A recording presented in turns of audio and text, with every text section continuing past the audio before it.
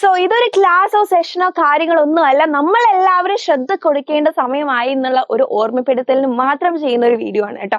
അപ്പൊ നിങ്ങൾ എല്ലാവരും ഒന്ന് ശ്രദ്ധിച്ചു നോക്കുക. അതായത് നമ്മൾ രാവിലെ ഒരു ദിവസം എണീറ്റത് ജനാല അങ്ങ് തുറന്നു. നമ്മുടെ മുറ്റത്ത് എങ്ങനെയായിരുന്നു, നിറയെ മരങ്ങളൊക്കെ ഉണ്ടായിരുന്നു. പെട്ടെന്ന് അത് എന്തായിട്ട് മാറുകയാണ് ചെയ്യുന്നത്, ശൂന്യമായിട്ട് മാറുകയാണല്ലേ ചെയ്യുന്നത്. ഓക്കെ, അങ്ങനെ നിങ്ങൾ മുമ്പോട്ട് നടന്നുകൊണ്ടിരിക്കുക. നല്ല ചുട്ടു പൊള്ളുന്ന വെയിൽ കാരണം നിങ്ങൾക്ക് കണ്ണു പോലും കാണുന്നില്ല. എവിടെയോ കയറി നിൽക്കാൻ നോക്കിയാലോ ഒരു ഷെൽട്ടർ പോലും ഇല്ല. ഓക്കെ, എവിടെയും നിങ്ങൾക്ക് ഒരു തണൽ പോലും കിട്ടുന്നില്ല.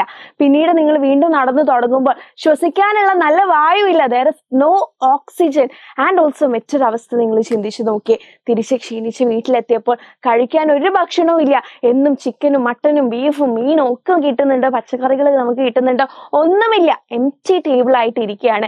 ഇതേ അവസ്ഥയിൽ തന്നെയാണ് പുറത്തേക്ക് നോക്കിയപ്പോൾ ആർക്കും ഉള്ളത്, പക്ഷികൾക്കും മൃഗങ്ങൾക്കും എല്ലാവർക്കും ഉള്ളത്.